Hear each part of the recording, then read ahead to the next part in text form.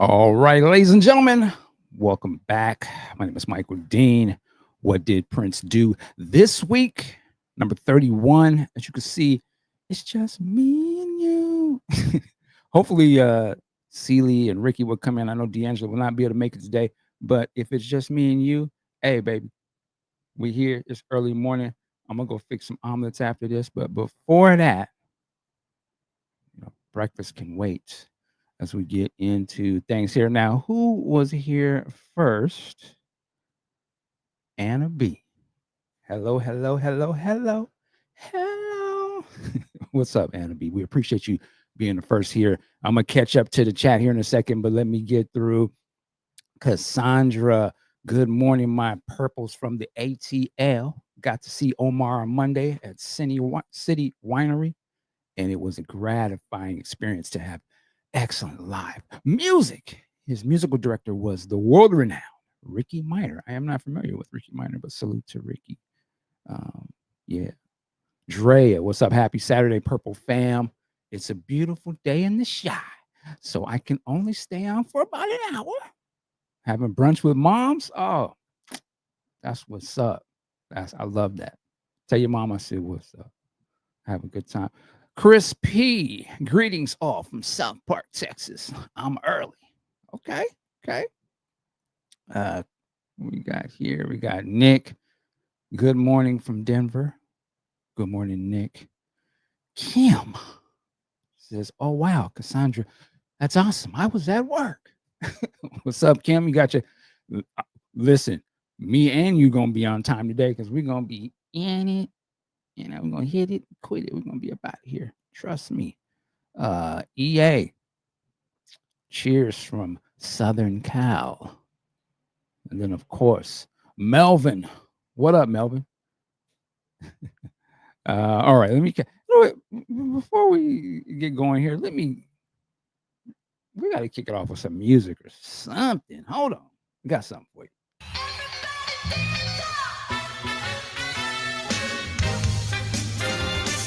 Yeah.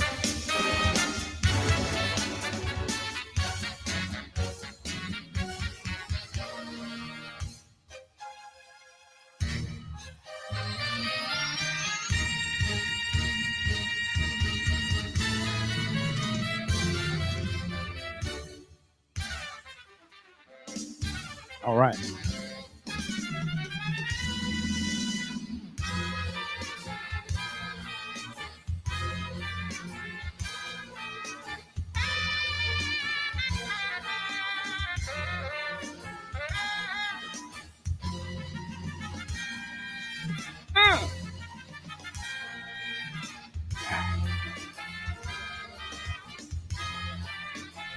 I think we're ready.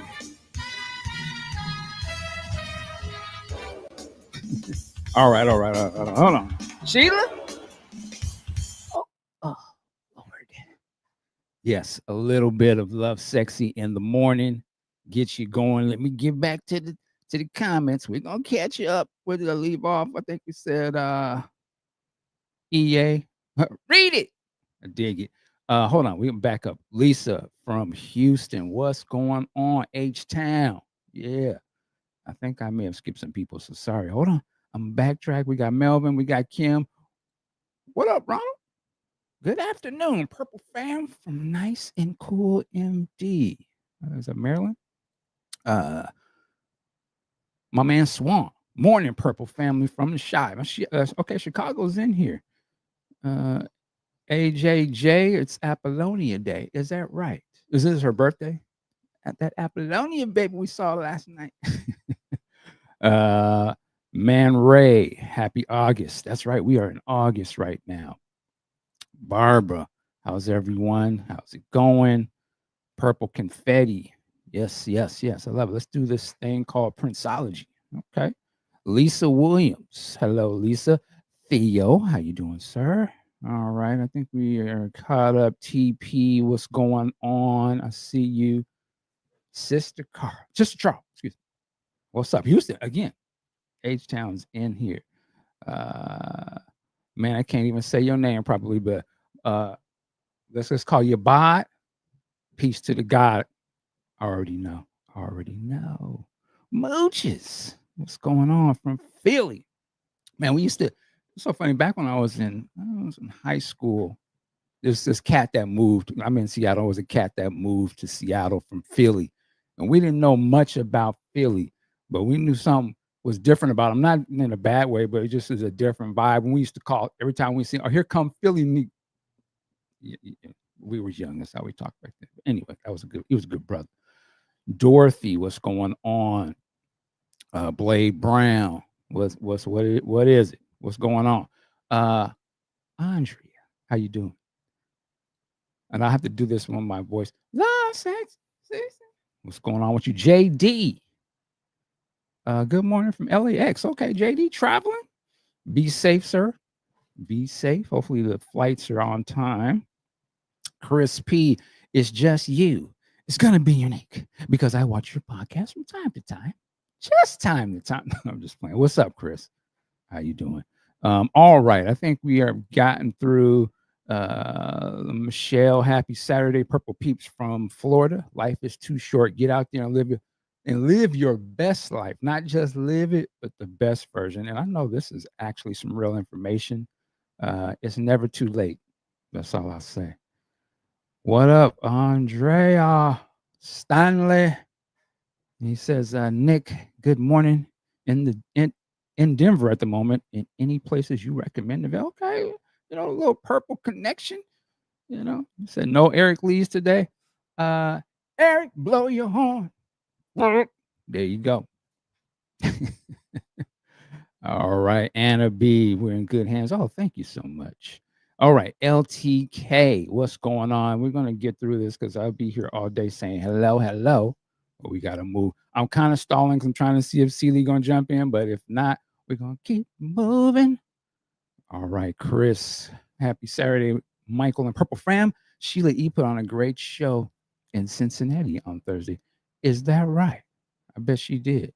Brother Dean, you check out Fantastic Four yet? Fantastic Four. No, I have not. I'm actually waiting on the stream. There you go. And I've heard the movie's good, but this guy, I'm a busy man. I got things to do. Theo, now I need this concert remastered. I need a live album on and DVD on my desk yesterday. ASAP. I know that's right. I assume you're talking about the Love Sexy Live. I assume that's going to come one day.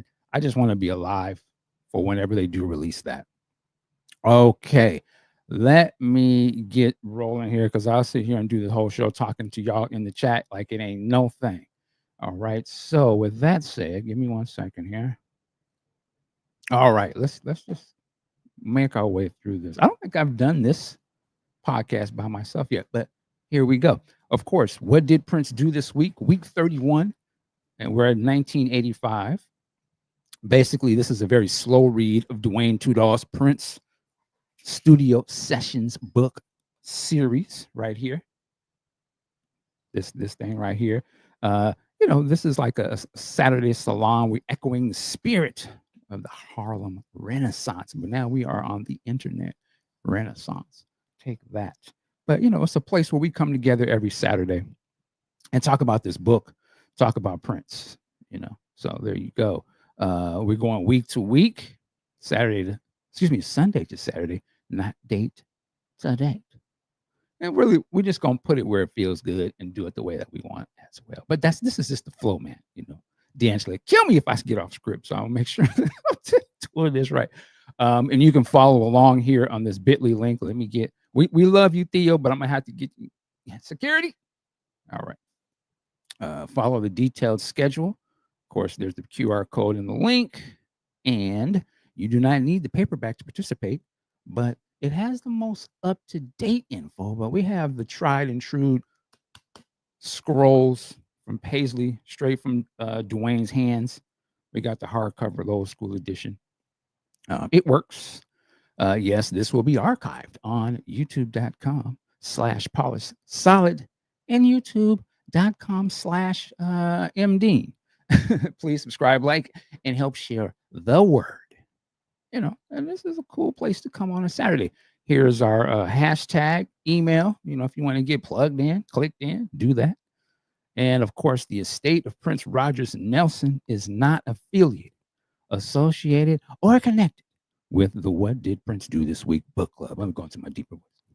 Nor has it endorsed or sponsored the What Did Prince Do This Week book club series. Further, the estate of Prince Rogers Nelson has not licensed any of its intellectual property to the producers, advertisers, or directors of What Did Prince Do This Week book club series. Boy, that's some legal lawyer talk.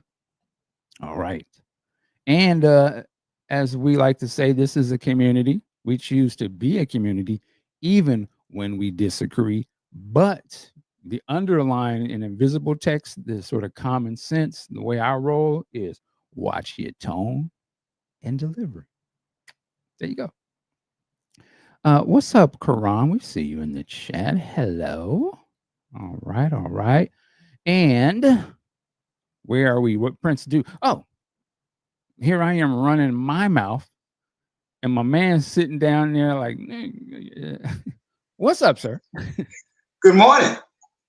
Good morning. Why I can't hear you for some reason? Hold on. Wait a minute. You can't hear me? Hold on. Well, actually, I can, but you are not playing. You know what? Let me see something. Hopefully, I'm not doing this wrong. Give me 1 second. Give me 1 second. I think they can hear you. Oh. There you go. How's that? Perfect. They could hear you. I had you playing on some other speaker in here. I'm like, is that nigga in my room? Yeah, I understand. How you doing this morning? Man, I'm doing great. I am caffeinated and ready to rock. How are you? There you go. I'm good. Look here, man. I'm good. We look here. We keep moving forward, and we hope for the best. Absolutely. Oh, and also, great breakdown, man, of Sex in the Summer. Great breakdown.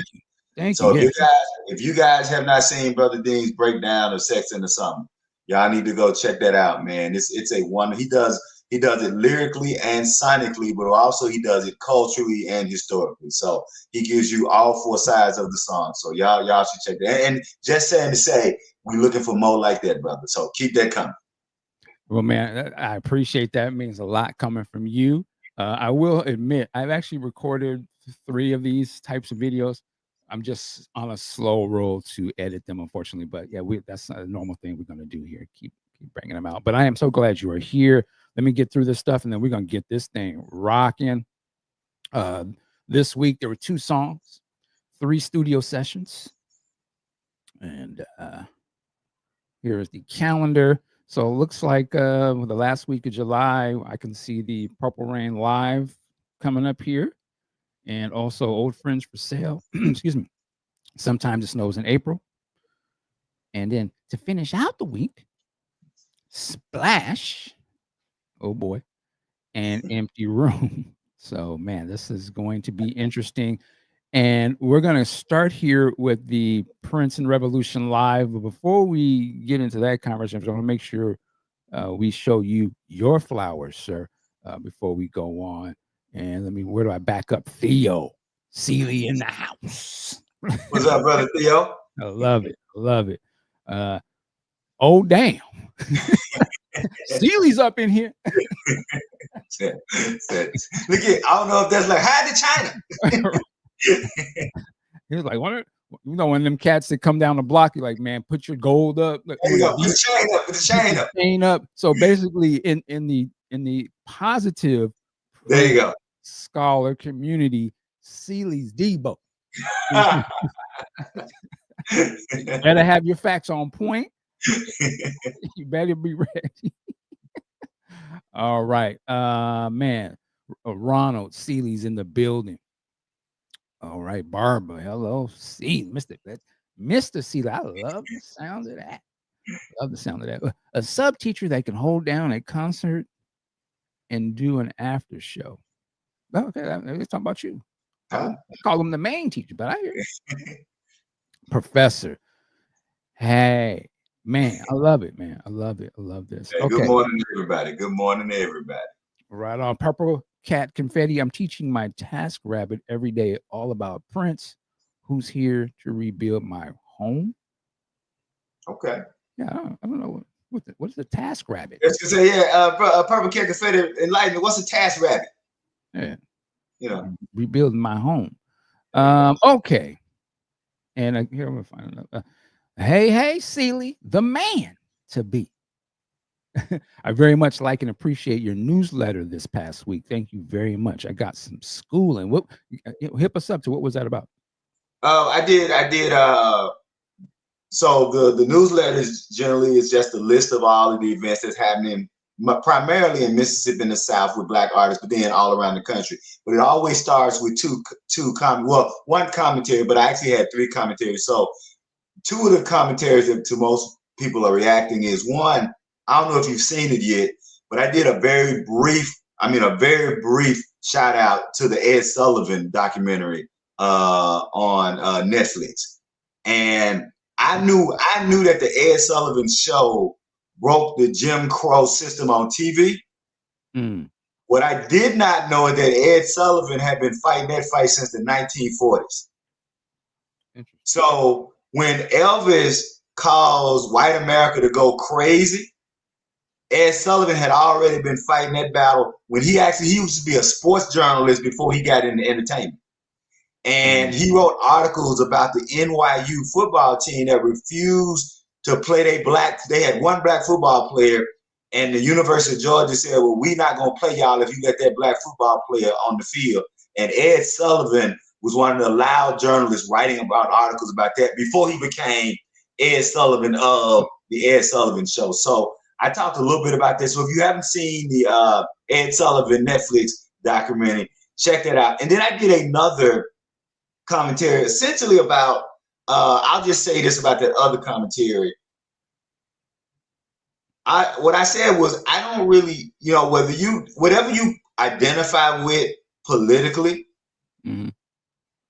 I used a Prince quote. Remember when Prince did the benefit in Baltimore, and he said it's gonna take new ideas, and the next time I come to Baltimore, I want to stay in a hotel owned by y'all. I want to be in a car service owned by y'all. And what I would say to the oppressed people, one of our problems in being oppressed is we keep waiting on our oppressor to liberate us. And at some point, see, you can't fight and beg the same man. Like and I'll just say this quickly, I can't walk up to you and say, Michael Dean, you ain't got nothing. You no good. You sorry. Let me get $5, brother. That ain't gonna work.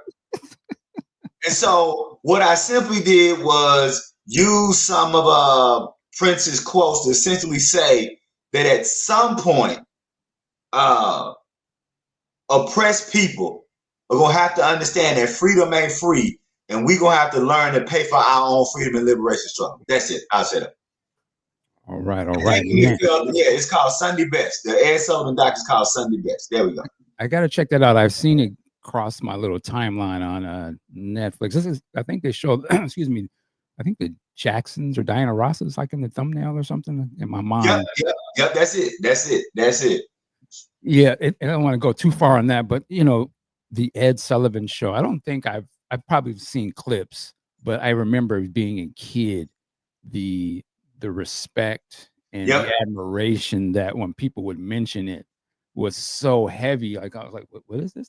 And I remember seeing when I finally saw visually, I know exactly what he looks like. I even, the way he talks, it is so identifiable.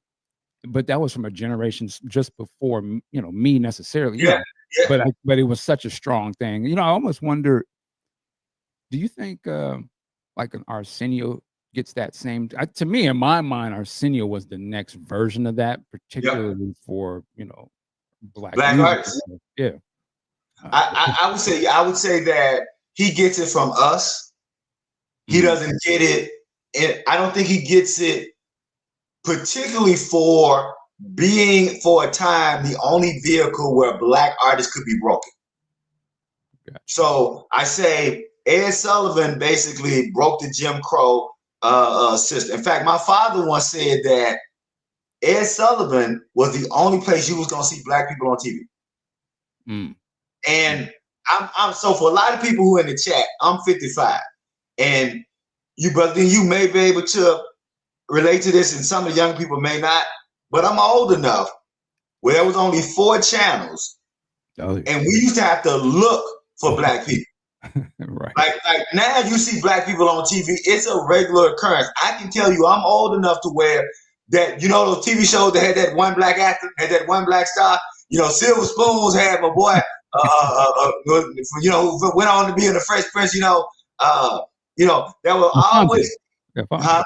Alfonso, Alfonso. they had it, and so coming up to Arsenio, Arsenio became the place where you regularly saw black brilliance. Like before Arsenio, you didn't really see, particularly in the music, you could turn on Arsenio every night and know you was gonna get black brilliance on display. And I think that there needs to be a documentary on him, and that while we love him, I don't think that he gets elevated to that statue. And I will say this, although this person is kind of problematic, I will say this, I have to give him his props. He wasn't as strong as Ed Sullivan. I want to be clear, he wasn't as strong as Ed Sullivan. But the Johnny Carson show also did a lot for, there you go, facts of life, Kim Fields, right? Hey, look here, you thinking the same thing I'm thinking, brother. Tuning in to see my crush, right? I wanted to go. I'll tell you that Kim Fields thing is. And look here, since we here, I'm going to go and say it. Mama Chip Fields, in her day, Chip Fields was the bum. Listen, let me stop. Let me stop this conversation. There you go. There you go. Not only is her mama fine, yeah, there you go. Kim fine. The younger sister. Oh yeah, I forgot she had a younger sister. I forget she had a younger sister. Go on Instagram right now and look up the youngest. But anyway, how do we talk about Kim Field? Salute to Kim Field, man. That was all my girlfriend. I was in school. I was like, must have been in 3rd grade, 2nd or 3rd grade, and told the teacher, Kim Field's my girlfriend. There you go. I know her. And there you go. I ain't like, come on. Got the lie to kick it. Yeah, I know her. Anyway, anyway, salute to you, Celie. Let's get this thing started. Kim, I know. Sorry, Kim. Sorry. Mommy's gone. But now we're gonna read it. So we're gonna start with Monday, July 29th. Page 197. I'll read this first one. It's actually pretty short. We got the books up. All right, here we go. Prince's Purple Rain concert from Syracuse, New York, performed on March 30th, 1985, was released on VHS and Betamax, 2 formats that don't even exist anymore. It reached number 2 on both the top video cassette sales and music video cassette chart in the United States by late August. It was certified gold and platinum by the Recording Industry Association of America on August the 6th, 1985, which is only like the next month over. So this is, on one hand, it just goes to show you the power of Prince and Purple Rain at this time. Like the concert video comes out and in a month time, certified gold platinum. Like that's crazy.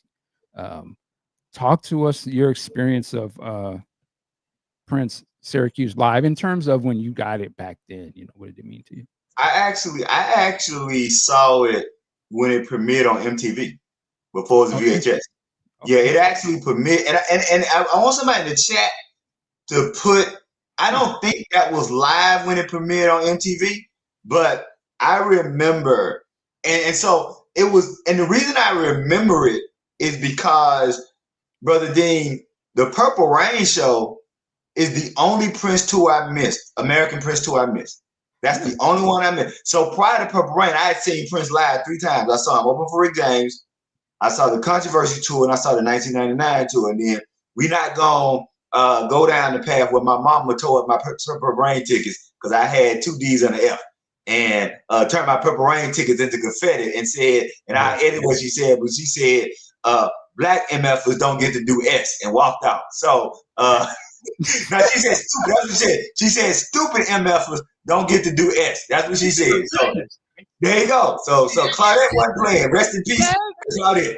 so so what I remember, Brother Dean, was I was down my best friend's house, and he had 9 brothers and sisters. And I remember all of us watching it on MTV and just being at awe of just the brilliance of it. The only negative for me, the only negative. When Doves Cry? Yeah, that's it. That was the only, I was like, what the hell is going? And that's part of the reason why the Atlanta bootleg is my favorite bootleg, the Atlanta Purple Rain bootleg. Because that's the first time I got to see Purple Rain about that damn split screen. Yeah, I know what you mean.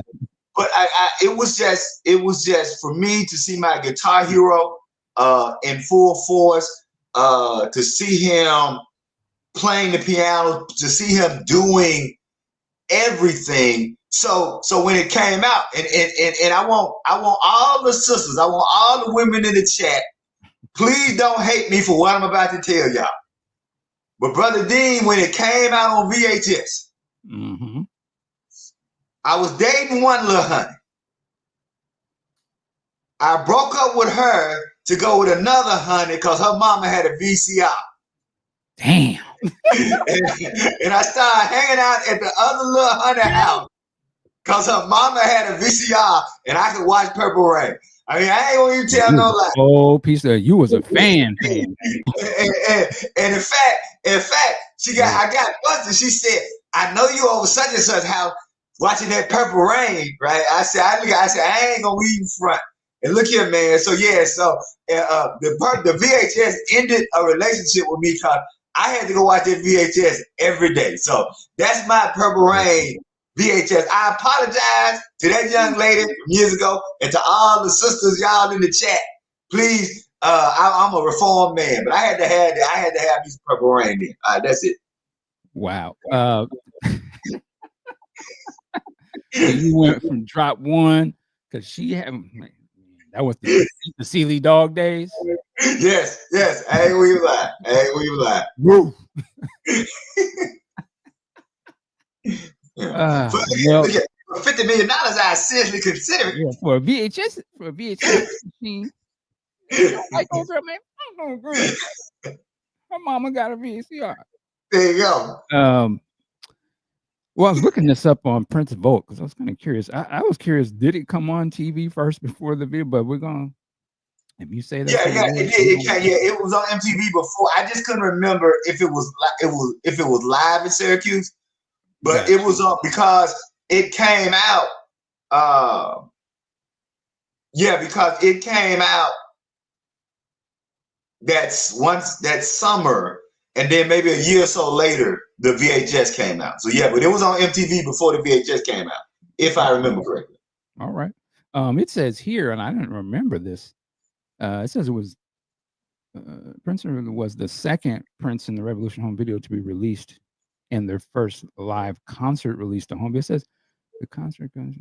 It was first released on 2 cassettes under the name of Double Live, before being re-released as Prince and the Revolution Live on 1 cassette and Laserdisc. Man, I must not have been plugged in. I don't remember. I don't remember the cassettes. Well, I think they're just talking about the video cassettes, but it was on 2 of them apparently. Oh, okay, yeah. Which is weird. Anyway, I remember when it came out, and I remember at that point, videos themselves was such a big deal. There was it was a particular store that sold videotapes. I just remember it was a small little store and you had to go there to go buy it. And I just remember, it was and it was priced accordingly. Like it wasn't $80 or something. And I know you remember back in those days, if you wanted to buy a movie, those tapes would be like $70, $80. Yes, sir. To be sold to the public, they were made to be rented. Yep. And I think we talked about this before. I think Beverly Hills Cop, the movie, and Purple Rain were like 2 of the first made through videos. They call them. They were priced so people could buy them. Yep. Which hence is why it sold so well for him. And which was also, very smart. original VCRs originally were $1,000. Yeah, very expensive. I remember my mom was a bit, I think we even rented a VCR before we actually bought one. You you know how I got my first VCR?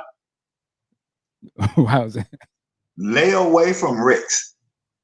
Anybody remember Rick's? I put it on layaway. Look here, I put it on layaway. I had my little, because when I got to college, I had my little my part-time jobs in college.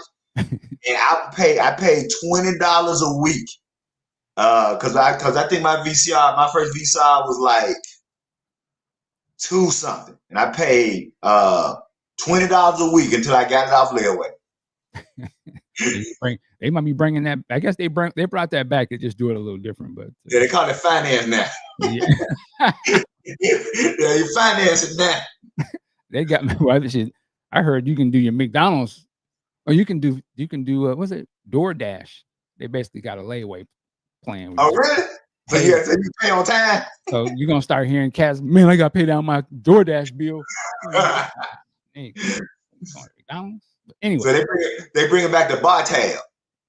Pretty much.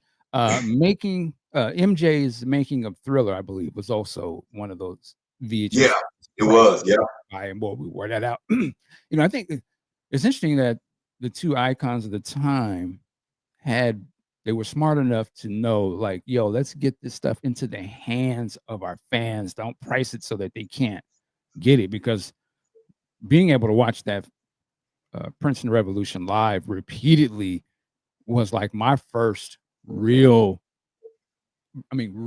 introduction to what Prince was about. Just watching the performances over and over, the jamming, and just how hard it was going. That's when I really became a fan, because I got in on Purple Rain. So seeing the jam, his Royal Badness, as they called him at that time, I was like, yo, this is that dude. I'd never seen anything like that. I'd seen, of course, I was a Michael fan, but there wasn't no home videos out where I could really see them going hard. And this was like unleashed. And I had seen the concert too. So just being able to see it again at home over and over, that changed everything. So this is an important release. And I see some people in the chat saying, yeah, they do remember the 2 tape release. So, but we'll charge that to the game. But yeah, man, this was a great release. Of course, it has been re-released. Now I think it's on Blu-ray. Just can't grab it. But yeah, and then they've released the audio and remixed it. So this is a landmark performance for Prince for sure. So what was your and it's hard to pick one. So I know I'm but for you, when you think about that show, what's the thing to which you go back in your mind? Easy. Irresistible Bitch. That whole sequence. Yes, I actually love that whole, when it first comes on. What is he doing? Do Me Baby, I think he starts. Yep. Because he said, what is it? No, is it, or is it How Come You Don't Call Me? No, it's I don't think it's How Come You Don't. I don't think it is. Okay, so maybe, yeah. But that whole sequence, I love it. Like, because it was, when I watched it the first time, everything leading up to it, I had already started to identify, like, okay, yeah, I know that song. That's a popular song, 1999. Yeah, oh, Delirious, and that was another headbuster.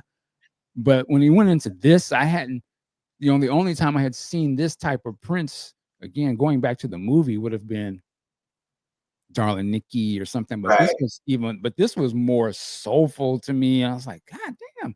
And then when he just went funked out, that's not in Purple Rain. The 25, right. Sitting out in the back room, and funk, So that's, I've lived there for many years.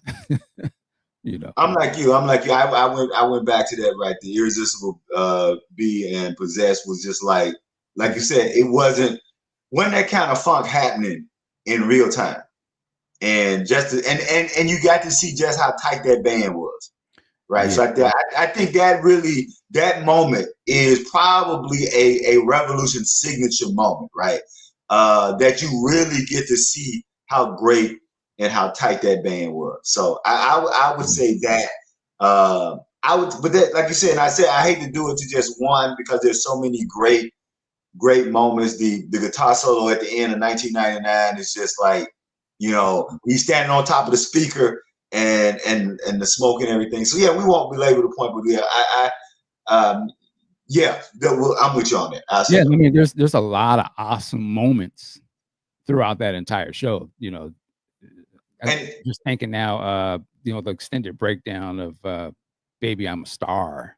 oh my God, I wasn't yeah, ready for that either. I was like, and to me, that became the blueprint how all concerts of Prince in my mind was supposed to be, drag out, jamboree, jam session, funk, call and response, breakdown of the instruments. It just was like, okay, that's the standard, so to me, that's where it starts. And then, all the way to like Beautiful Night and things of that nature. Yeah, that was that, I don't talk about that enough, but just how Prince would end those concerts back then, they would always be these just monster jams, like blow it out. And then maybe he would come with a slow, maybe Purple Rain would finish it off, but it would be just that you would wait for that. Oh, I can't wait for them to do that grand finale. That's what I would call it. The Prince grand finale. Stop it. 3 ring circus, man. It was just like he understood how to do a show. At the yeah, end of the day, he was a yeah. master showman, and I loved it. So yeah, man. Let's move on. Wednesday, July 31st. Again, page 197. Can you read us on this one here, Pop Life? And Yes, actually, sir. we'll do both of those. The first one. Okay, good deal. All right. So Wednesday, July 31st, 1985, the 12-inch single of Pop Life, also known as Fresh Dance Mix, is released with Hello on the B-side. And continuing Wednesday, July 31st, 1985, we have Studio Jam with Eric Leeds and H.B. Bennett, Old Friends for Sale, mixed with orchestra, Old Friends for Sale, instrumental, possible mix. Sometimes It Snows in April, mixed with orchestra. Washington Avenue Warehouse, Edina, Minnesota. Producer Prince, artist Prince, engineer Susan Rogers. Mm. Once again, Prince gathered Eric, Susanna, and H.B. Bennett on drums and spent several hours playing around with a variety of familiar grooves, including Bedtime Story, Hello, and 1983's My Summertime Thing, looking for something new. It was common for Prince to use a riff from one track and morph it into another song, leaving the old elements behind and creating an all new number by the end of the session. It is also likely that he used sessions like this to flesh out some of the songs he'd written in Paris, including An Honest Man and God Is Everywhere. In addition to the jams, Prince created a mix and blended Old Friends for Sale with the early July orchestration. He also listened to and possibly created a mix of Sometimes It Snows in April using Fisher's work from 4 days earlier, but decided to feature his original stripped down version instead. Mm. Status. The August 1999 in August 1999, Prince released Old Friends for Sale with rewritten lyrics and updated vocals as the 8 track of the vault Old Friends for Sale. Today's mix of Old Friends for Sale, 3 minutes and 28 seconds, that contains his original lyrics, was not released by Prince. The following summer, Prince once again reached out to HB and hired him to be the drummer for the Madhouse on the Sign of the Times tour, as Eric Lee recalls. Eric Lee quotes, HB was my closest, dearest friend and was one of the greatest musicians and drummers I ever played with. But he should not have been the Madhouse drummer. Unfortunately, Prince didn't decide that until after he had hired him, and then 2 days later fired him. It's just like, motherfucker, I said, first of all, this is your band. You have the right to make the decision. And I'm not even going to say that it isn't necessarily the right decision, but why in the fuck did you hire him to begin with? And after that, I said, that's the last time I'm ever going to introduce a friend of mine. End quote. Now, I would love to ask Eric, did he say that to Prince, or was that just what he thought in his mind? Right, right. I think he was gonna say, and that was the last time I said a word to Prince because I got fired. But of course, we don't. He didn't. Right. Damn. Well, hey, uh, I could see if you reverse it, like, okay. And I just answer me, answer me, motherfucker. Did he give it the? Did he give him the Prince back? Motherfucking spin. And first of all, this is your band. You should have did it like Billy. Where's Right. HB? Oh, he got fired, huh? Well, hey, that's cool. You got the right to make the decisions. And I'm not even going to say that it isn't necessarily the right decision. But what the fuck did you even hire him to begin with? That was my name. Right. And after I said that, security escorted my dumb ass up. No, just salute And to I guguess the question for me, I guess if you know, if it's your thing, what you do, because I was gonna say, how would Prince have known? But I guess Leeds is right in that you should know somebody's style, right? And I guess, but so I don't know if Prince was taking it for granted that dude could probably morph into this style, and once he got him in, he's like, no, it's not gonna work. But I also maybe I'm looking at it a different way, and you can correct me, and people in the chat could correct me. But I always thought it was pretty common for musicians to kind of be in and out of bands and just not work for one reason or another. Like I didn't see that. I didn't see a musician not clicking with a band, and maybe because I grew up around. Two of my cousins were in bands, and there were always interchangeable parts, and people decide, hey, we like this bass player or this dude is not giving us. So I didn't. I maybe because it's sometimes when things happen to our friends, we can't get past that. But I just didn't see it as a major thing for somebody to be in a band and then not be in a band. But maybe that's just me. Yeah, and I think too, this is Prince, and you just listen to the stories. I mean, people come and go through that camp all the time. They didn't work out or something. You can do something Prince like or whatever. So at this time, Prince is superstar, just getting all this power. I mean, I would assume it probably wasn't necessarily anything personal, but if it ain't fitting his vision, ain't fitting his vision. Like, Right. maybe not bring your homeboy around this But because here's the other part. Eric Leeds himself says he don't think he was right for the part. So, Right.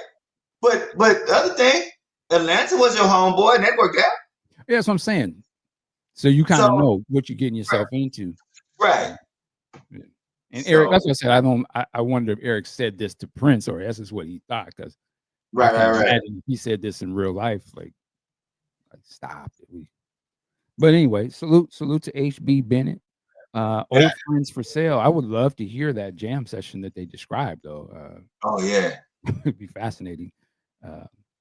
Yeah, I would love it. Sometimes it snows in April mixed with orchestra. We haven't heard that, have we? No, I haven't. Yeah. I haven't. I haven't. And of course, you have what you have, so you like what you have, and I love the stripped down version. I love what I love that you can hear his fingers slide across the strings. Like I don't know if that's intentional. I don't know if, but there's something about hearing his fingers slide across the strings that makes it even more personal. I think for me, But I always, and the fact that you could hear that being picked up in the mix, right? Just was always like, yeah. So I love that about that. So I like the sparseness of it. Yeah, I agree with you on that. And just real quick, just going back again, they mentioned the songs "Bedtime Story," "Hello," and "My Summertime Thing," and them just grooving on that. Other My songs. summertime thing. Yeah, Oh, that's just one of my favorites. Period. So it always trips me out when I hear that they were playing that, but it didn't come out till way later. So wild. Okay, we ready to move on to the next yes. track? Okay. So let me reset what we got here. Am I doing this right? Splash. Thursday, August 1st, 1985. Splash. Tracking mix. Washington Avenue Warehouse, Indiana, Minnesota. Producer Prince. Artist Prince and Revolution. Engineer Susan Rogers. I'm going to read the quote. As he's playing these instruments, and he's playing every instrument one at a time, I'm simultaneously mixing it and getting sounds and dialing things in. And as the song is taking shape, the mix is taking shape. So by the time we finish the final overdub, we're ready to really just tweak the mix a little bit. And then you print it and you're done. And then what we spent a lot of time doing is doing alternate mixes. And I know we have said this on the show many times before, but this type of recording and mixing that she's describing is very unorthodox, and normally is not done like that at all. At least it wasn't traditionally where you would be mixing while the recording is going on, which is interesting. What I would probably what gives Prince's music even more of a unique sound is that they're doing that. Where I can guarantee you, everybody else was not doing that. Uh, they would go back and the mix would be done way later. So they're walking out the door with almost semi-finished sounding songs, which is the pace of that to be able to do that's as fast. I could see Yeah. how Prince was so impatient. He didn't have time for you to be mixing. Or Nick, you gonna mix it as I record it. That's wild stuff. All right. Despite having an archive of hundreds of unreleased songs, Prince continued to write and record new music at an almost inhuman pace. There's a quote here: "To stop recording." Let me see what this is from first. I think this is Prince. To stop recording, to put a cap on your work, and then to put a boundary on it. It actually, for me, is to put a boundary on your gift that comes from God, and I can't do that. I write so much because I know it is therapy for me, or evolving your spirit, actually. Every time you go back into the well and examine it. So the more I write, the more stuff I put out, the quicker I get to my destination. My music is a soundtrack to my psyche. Damn. Okay. But to keep up with that momentum, Susan Rogers recalls how Prince would find inspiration in any place he could. I had kind of a tote bag with me at the house, and it had a copy of Goeth's Faust. Lopez. Yes. Oh, okay. In it, and some wintergreen Tic Tacs or gum. It That's had the a word. like a that's like a major novel. It's like a who? A major novel. It's like one of those novels you have to read in literature to graduate. Oh, okay, okay. I've seen the title before. I never read it. It had the word wintergreen on it while he was writing a song Splash. And then in the lyric is color blue wintergreen or cherry blue wintergreen, fireworks and rain in every scene. And I remember thinking, damn, that was him rooting through my bag. That's just a Prince thing to do, observes Wendy. He was so into that. Like, what do you got in there? What do you got in there? We would say, why are you going on a Wrigley spearmint? Why are you doing a Wrigley spearmint gum commercial or something? Adds Lisa. We would make fun of him and sing it in girly voices, and he'd just say, "Shut up, sing it right." That's fun. Prince recorded the basic tracks by himself in the studio and recorded a mix at the end of the session, but decided to revisit it multiple times, including having Wendy, Lisa, and Claire Fisher add their respective flares to the song. It appears that Prince flew out to Minneapolis after this session, possibly, flew out of Minneapolis after this session, possibly to New York. Status: Splash 4 Minutes was issued in 2001 through his online MPG Music Club. It was also slated for Roadhouse Garden, a Prince and the Revolution album that Prince considered releasing in 1999. The project was ultimately abandoned. And I'll just throw this in here, the obvious thing, though I know some of these songs have been released in other forms, it would be an easy layup to release Roadhouse Garden, even if you just did it as a digital release. Just saying. But what are your thoughts, sir, on Splash? I don't hate it. Uh-oh. No, no. I mean, It's. I know a lot of people love it. Uh, it's not a bad song. Let me back up because I saw somebody having, but Money Jones was having a great discussion, and he said one of the things that's the problem with the younger generation Uh-oh. is that everything has to either be great or trash. Like we come from a generation where mid wasn't negative. Like if you call something mid today, it's a diss, right? But in our day when we were younger, to call something mid or average, man, it was good. It was good. So for me, Splash is just it's a song that, for whatever reason, it never gets its hooks into me. I like that it's busy. Like I'm one of the people, I like busy songs. Busy songs don't bother me, but for whatever reason, it's not something that, for lack of a better term, it's kind of like if you've ever seen Double Dutch or people trying to play Double Dutch. Splash is like a song where I feel like I'm playing Double Dutch, trying to jump in, trying to catch it.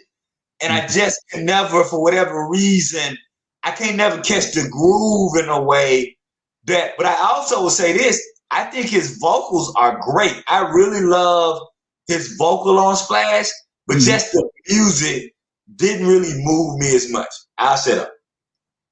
Interesting. Well, we're getting some opinions here in the chat as well. Chanel says Splash did nothing for me. Not a bad song, but I'm fine not hearing it. LOL. Right. Chanel. How about you? What do you think about it? Purple Cabeza. I love it. Okay.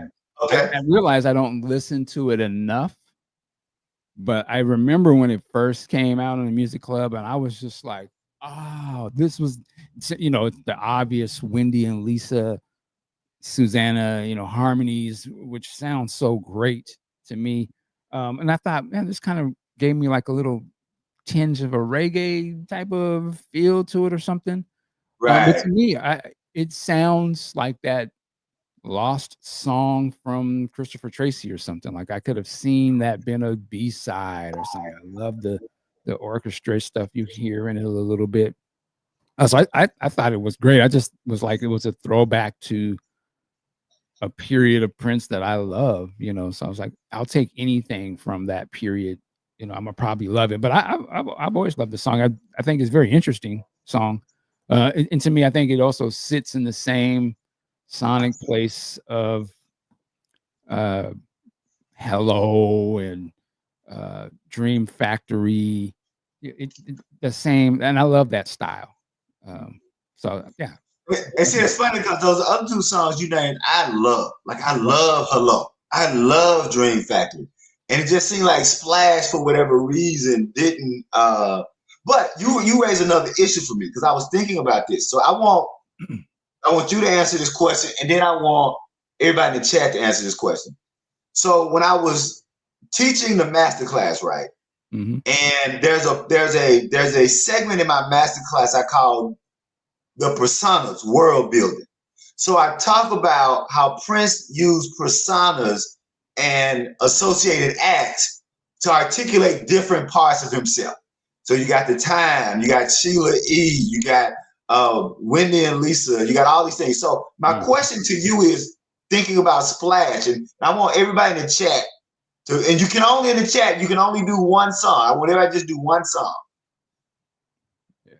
What do you think is the quintessential Wendy and Lisa song? That is, if you were saying to somebody, let me play you the song that articulates or showcases what Wendy and Lisa brought to Prince, what would you, when you think of the Wendy and Lisa quintessential song of their time with Prince, is it Splash or is it something else? And this is for everybody in chat. This is for you. And I know it's hard for one, but I'm doing this because I'm thinking about, I was struggling in the masterclass to have that one song that I thought, this is the quintessential Wendy and Lisa song. And it has to be a song that they did with Prince, not a song that they did after. Okay, that's what I was about to say. Yeah, it had to be a song that you the albums on you. Right. Well, I see. Yeah, because I know song about that would have been easy. But somebody said Mountains. Okay. Modern Air. Just top of my head, not thinking about it too deep, and I'm not getting into who did what in the songs. Right, right, right. I would probably say 2 songs, Another Lover. Again, for me, when I think of Wendy and Lisa, it's the harmony of their voices. Maybe Right, it's Susanna too, I don't know. right. But I would say that song or, uh, Do You Lie? Yeah, And the just the vocals. way the Yeah. vote that's just the kind I associate that with Wendy and Lisa, so those would be the ones that I would pick. But I could Okay. see how somebody could say maybe this song too, like I love somebody put brother Zach put in Power Fantastic. I love that. yeah, yeah, definitely. I can definitely see Yeah, that. so I may use that one. I may use Power Fantastic if I don't get another one. Yeah, I like There's a that. I lot of like. mountains in here. Thank you, brother Zach. Yeah, yeah. And I when I got to that point, I had already discussed mountains in the class, so I was looking for something else. So Mm. so yeah, yeah. So we're all getting yeah. So we're all in that same ballpark, right? So cool. Thank y'all. I appreciate that. All right, all right. Okay, so Splash, just under the power, me and the lonely want you more. See, yeah, that gets me every time. I was listening to it before we started this morning. I was like, let me throw that back in rotation. So But y'all all gonna make me revisit Splash. right, pause. empty, empty room. All right. Maybe we might tag team this one. There's a lot going on here. Okay. Saturday, August the 3rd, 1985. Oh wait, are we? Yeah, Yeah. are we going too far? I guess not. Yeah. Oh, Saturday and Sunday. Okay, then Sunday, August 4th, Empty Room Tracking Mix, Washington Avenue Warehouse, India, Minnesota. Evening into next day. In Producer Prince, artist Prince of Revolution, engineer Susan Rogers. The quote from Susanna: "It was insane. It was Bobby and Vicky's wedding celebration, and he made everybody go back to the studio to record this song." I remember this part now. I did. Okay, That's cold blooded. this would be interesting.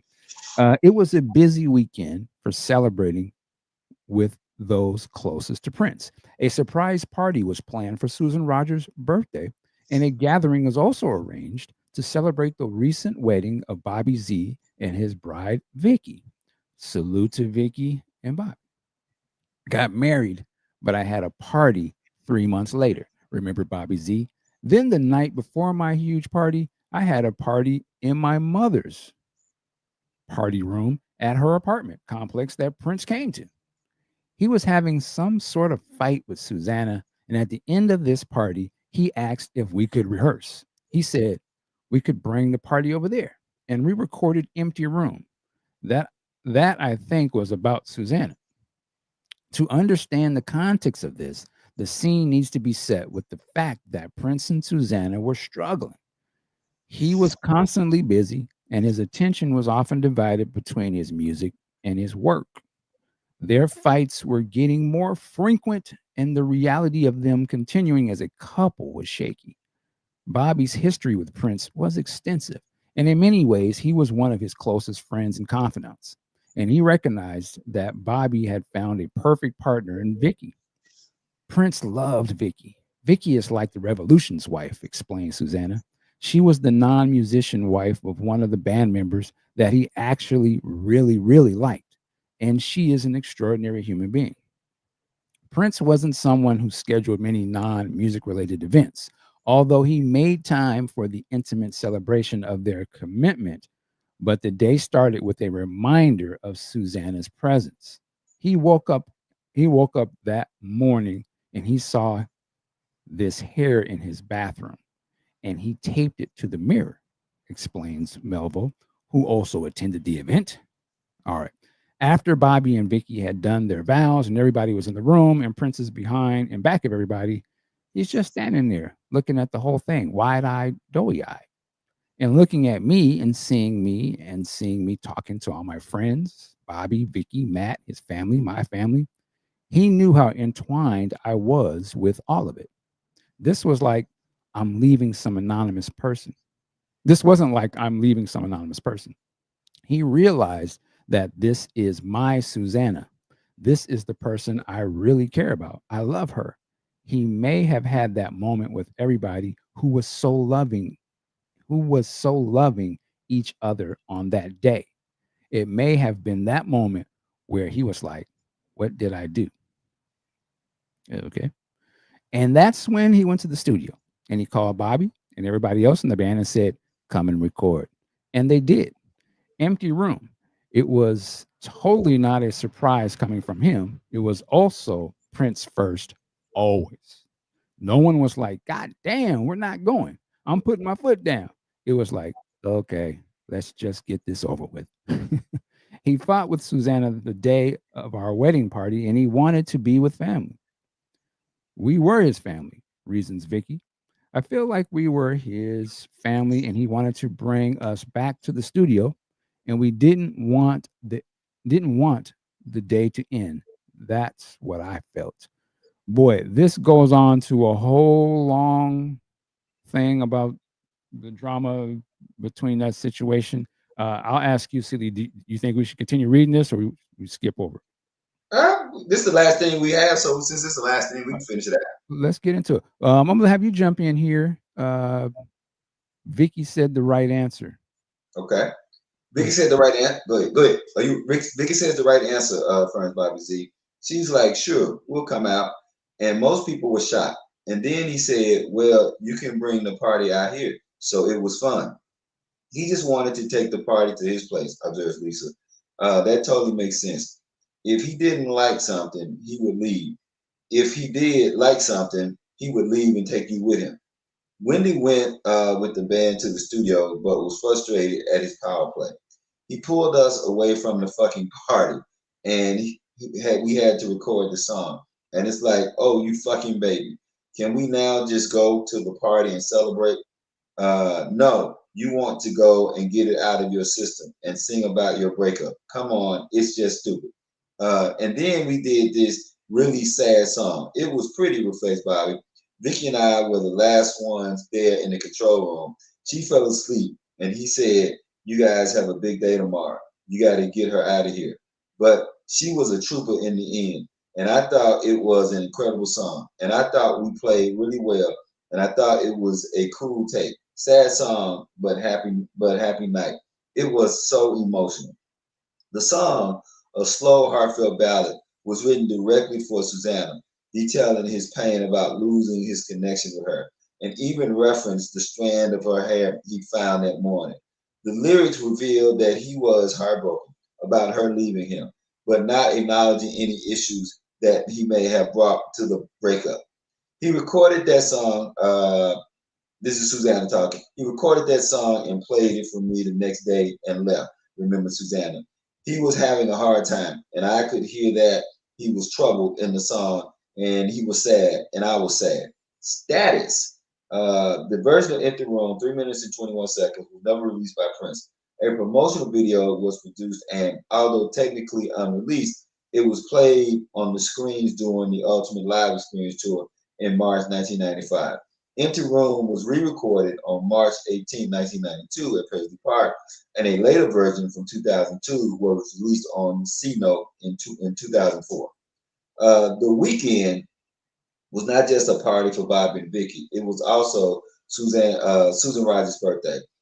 Quote, I still have the birthday card that Prince gave me.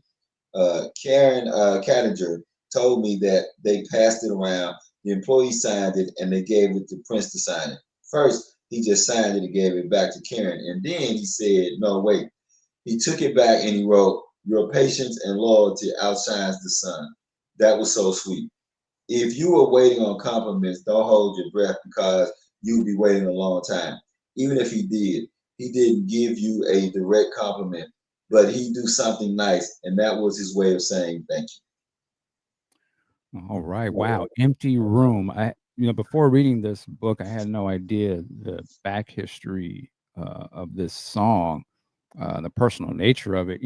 On one hand, it's interesting, like the thing I want to think of a Darling Nikki you. or the Beautiful Ones, and just the way that they are portrayed in the Purple Rain movie, where it makes a point to show you that the kid really draws upon his life and puts it in the songs, no matter what.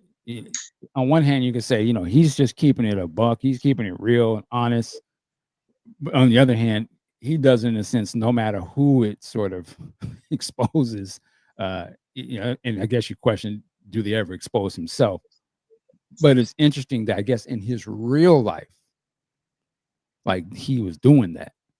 Uh, and that's it, that's a very interesting thing. I guess you could say on one hand, he is so honest in his work, you know, even to the point where, it could be almost a diss song, or it's an uncomfortable song about your personal family member, but you happen to work for him and you have to play on it too. It can get so meta in a weird way. Um, and then the fact that, he would sort of ask the party to be moved. These are, I guess, considerations you would only give your employer or somebody that, you're under. You're not going to question that. This is interesting. This is where Prince was at that time. Like he sort of, definitely has risen to this level where he has this, he's holding court no matter what the situation is. But what's your thoughts on this whole thing? Everything you said, and I will just add, I've always thought about that dynamic of dating the relative of your coworker and how messy that can get. And I think that's great, Kim. I love what Kim said. We benefit from P-Not journaling. I think that's right on, Sister Kim. That Prince's journaling was the songs that he wrote, and I think that in a way, Brother Dean, both the good and the bad, even though a song like Empty Room, you could say, well, Prince is not revealing himself. But I think in his inability to address what he did wrong in the relationship is him revealing himself, right? And then once you then learn the process of how this song was made and calling everybody to the studio. I'm not one, like if you like, and I hate to say it this way because I don't want to like sound self-promotion. Like in my book, I don't do a lot of the personal backstories. I just analyze because coming from my particular poetic background, you didn't really take the person's personal life into consideration. You basically analyze the signs and the symbols of the work, if that makes sense. So you didn't, and that's just one way of doing analysis. There are some analysis say you bring in a person's background, but I just was never, so I don't do a lot of. You don't get, matter of fact, you don't get any real personal, other than Old Friends for Sale. I do very little personal, but that one is so wrapped up. That one is so on the surface. The relationships are so on the surface. You couldn't really avoid it. But I think that songs like this and moments like this, you get to deal with. He's human. He's flawed. Take Care, Drea is always great. Yeah. Good time with your mom. There you go. He's human. He's flawed. And it's just really interesting. Like it's just really, really interesting. The whole making everybody come back to the studio. You know what it reminds me of? And it's not the same thing, but you remember the scene in Get Up, the James Brown movie, when Mr. Bird, James Brown finds out about Mr. Bird dating Vicky. And everybody's having a good time. Everybody having a good time at the party, and everybody it was their day off. And James looks down and sees Mr. Bird with Vicky, and James was gonna try to tag that, but she ended up with. So out of his jealousy, James made their ass all come rehearse, and I was like, that's some petty ass. Yeah. And then with Vicky sitting there, gets on and embarrasses Mr. Bird. Right there as the kind. Now, I'm not saying that what Prince did is that far, but it also speaks to something Pepe said. And again, I don't like to do a lot of these kind of personal analysis, but Pepe once said that they used to call Prince the lonely guy. And if you connect what Sister Kim said about journaling, that's really Prince wanted to have the best of both worlds. I don't want to be alone, and I don't feel close enough to say that.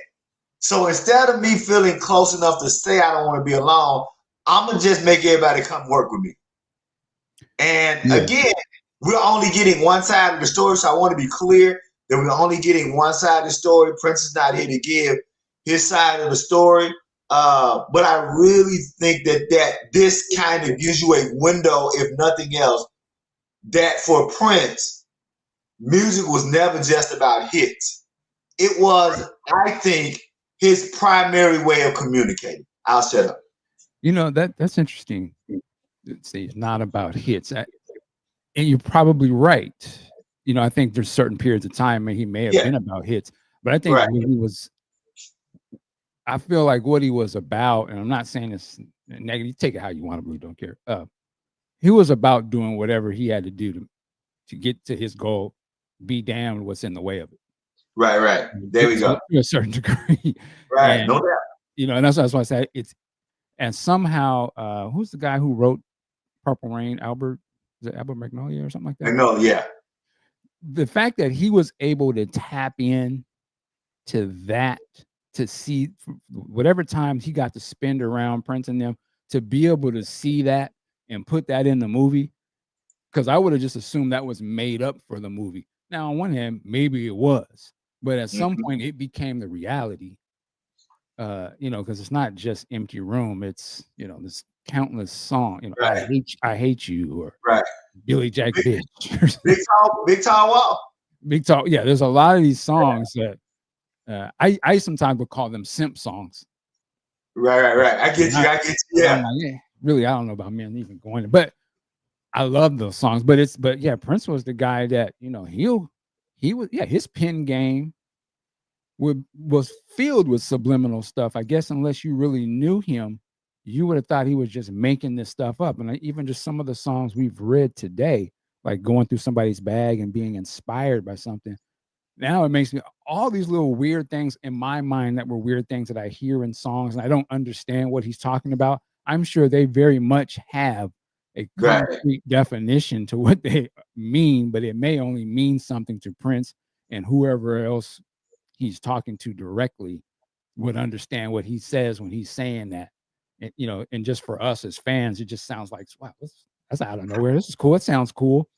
But it right. makes me think a lot of his stuff is probably so laced in his personal interactions with people.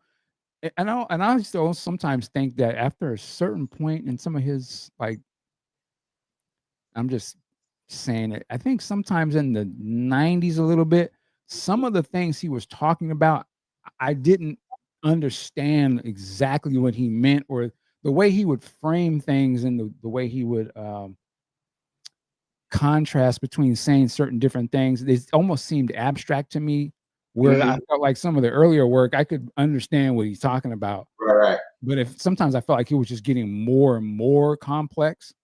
And Mm-hmm. I wonder if it's just because he seems almost even more and more far away from the audience, but he's probably super deep into his real world. And I see like the inside jokes and subliminal stuff, they probably mean the world to the people around him. And Right. I wonder if some of them were like, man, he put that in there, or he said that in the song, man, that was some cold-blooded, or wow, thank you, type of thing. But he was very much that type of guy. So that's why I love the people go back to these songs now, and people say, hey, you know what? Actually, this was kind of going on around that time. I guess it's up for us to believe these people or what they say, Right. because Prince isn't here to tell his side of the story, and Right. not going to be, right. So, but I don't know.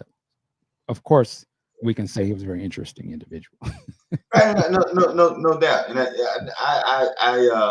I agree with everything. I was just sitting here even thinking about like Dream Factory. And I remember when you started hearing those bootlegs and Yeah. you hear Prince live, you'd him, ad lib like, "Don't forget about your friends, y'all," and then Paul pocket them up, right? And I remember like, wow, yeah, I'm thinking like, wow, and it was. I felt bad because I was like, that's petty, but that's jamming. Like I like in real, I was like, because in real time I was thinking like, damn, I would hate to be Paul, but this is so funky, right? You're plunking them up, yeah. Exactly, right. So it's one of those things where I like that Dux one. This stage is no place for your person. He was like, hold my drink, watch me. Yeah, life my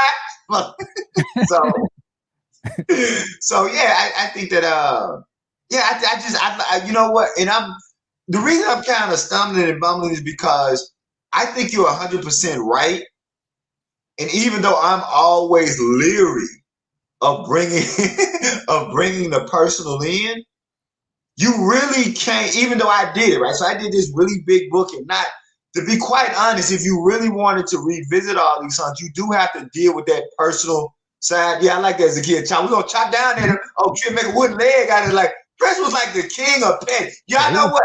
That's what we should do. Somebody should write a paper on Prince, the king of petty, right? And all of his petty songs where we know he is out here getting at somebody. So, but I think that's also, again, when that becomes your primary mode of communication, right? Think about how to this day Jill still feels some kind of way about always in my hair, and it's really just one line.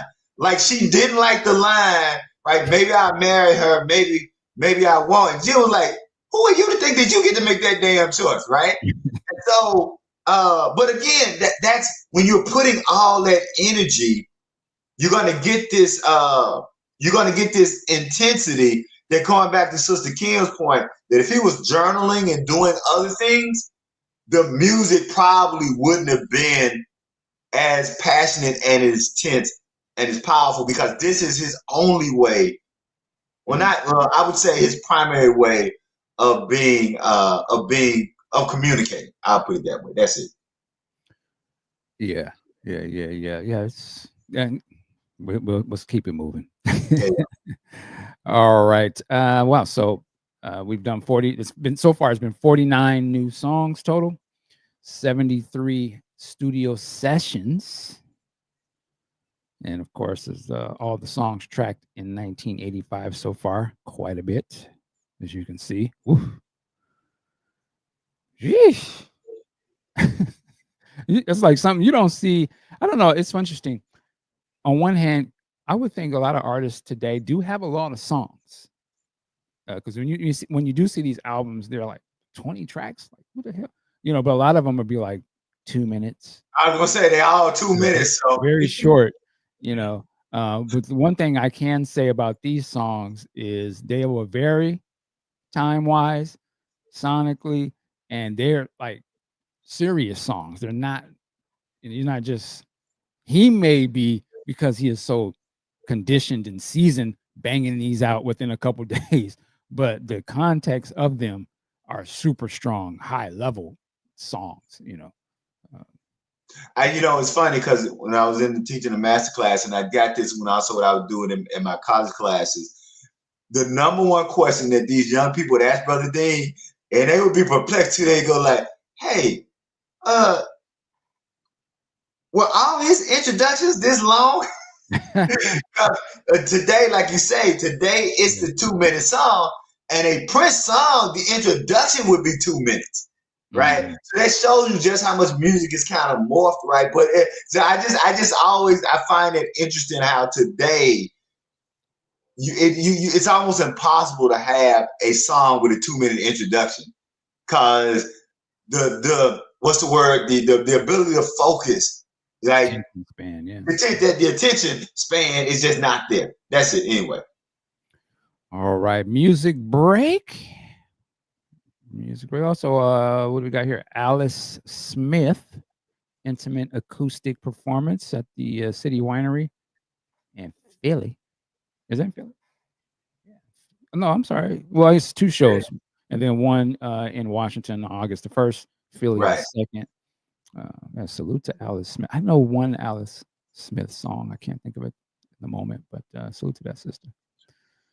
All right. And when you go to the next slide, I would just like to say, because people talk about Billy Joel's documentary. I haven't seen this documentary, but I will say this. Billy Joel's Innocent Man, from start to finish, is one of the most poetic albums I've ever heard in my life. Hmm, Uh, check that I out. love that album from first song to second song. And when you talk about the dude that's just basically kicking game on an album, Mm.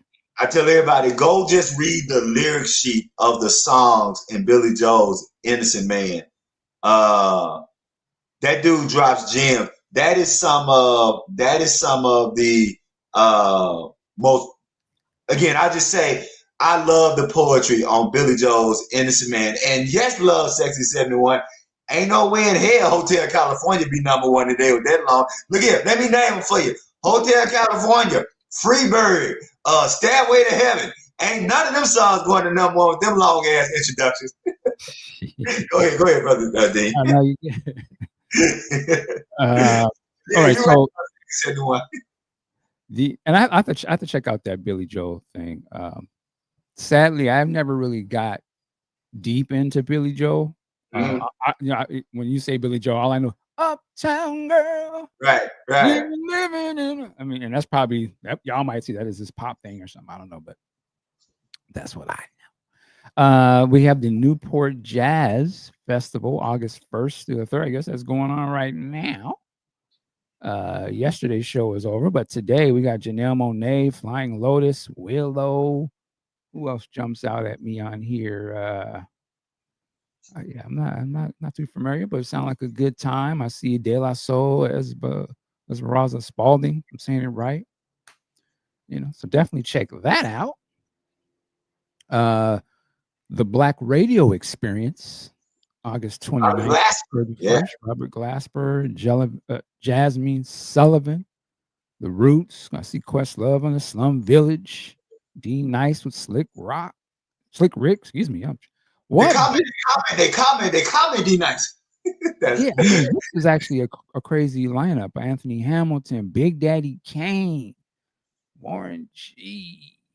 Wow, there's a lot of superstars on the stage tonight. Hosted by Sway and Heather B. Shout out to Heather B. All right. Purple World. Listen, let me go back to. I'm assuming y'all already know about this, but Sign of the Times, August. I think it starts August 28th. I want to say it plays at least throughout the weekend. Maybe okay. check your local. It may bleed into Monday and Tuesday of the week after, but it's not a one-time showing. It may be one time per day, but you Right. can definitely see it multiple times if you so choose. But yeah, Sign of the Times coming to IMAX later this month. Fantastic. Looking forward to that. I gotta find my local IMAX, Yeah. and Yeah. gotta see which one is close to me around here. Of course, we're going to salute to Dr. Funkenberry. He's still doing his cancer battle continues, and this is GoFundMe. I heard they had a great Zoom. I I heard missed about it. this. Yeah, yeah, they had a great Zoom. Yes, so you guys can still and I always say this, uh, it don't matter how much you give, just that you give. So don't feel bad. I know a lot of times we feel bad because hey, I can't give X amount of dollars. It doesn't matter how much y'all give, just give something. That's it. I'll shut up. Absolutely, absolutely. Salute to him. And then, if I'm not saying her first name correct, Addie I think Durant. that's what it is. Addie Durant. We want to salute to her and again chip in if you can. So let's get back on her feet. Salute to Yes. my sister. And of course, Des Dickerson. Yes. Right? He's got a GoFundMe as well. So salute to him. And then this is the accompanying playlist this week. We've got the Princeton Revolution live trailer on there. I see the Pop Life 12-inch version, the Hello 12-inch version. You can hear Splash with the orchestra overdubs, Old Friends for Sale, the original, then the newer version. Sometimes it snows in April. So, D'Angelo's got some great stuff on there. Go back and do your research. And I think that is it. Yeah, sir. We did it. We made Woohoo! Look it. here, and we got out here before a final time warning from Sister Kim. There you go. There you We, go. we, we was old blues men today. We hit it and quit it. We want to give some love and support to our brother Ricky. Uh, Yes. and get well, sir. We're sitting out today, but hopefully he'll be back next week. But we're thinking about you. We also want to give our love to D'Angela. She's out there handling business. Thank you. We hopefully we did our job today. We want to thank everybody in the chat holding us down. Thank you, Kim. Thank you, all the regulars. Everyone came through this week. Celia, you got any last words you want to say? I just want to say again, we want to thank Prof. Duff for curating this space for us and making this space what it is. I want to thank Brother Dean because, it's a lot of people jumped on. I'm not saying anything negative. It's a lot of people jumped on doing this kind of work after Prince made his transition. You were doing this kind of work before Prince made his transition, and you have interviewed and have some of the best interviews. So I want to thank you, of course, Brother Rick. I just want to thank everybody in the chat. I need y'all to know, for y'all in the chat, if y'all ain't here every Saturday, it's y'all make it, yeah, y'all make it worth being here. And so I want everybody in the chat to know, and I'll leave saying what I always say. And this is to everybody in the chat. Whether you write a paper, whether you do a podcast, whether you make a movie, the only way Prince's story is going to be told properly is if we tell it. And all of y'all in the chat got enough information to help tell this story. And so I just want to thank all of y'all in the chat. Again, Prof. Duff, Brother Rick, and Brother Dean. That's it. I'll shut up. And with that, peace. We out. Wish you heaven. We out of here before we get shut down. Yeah.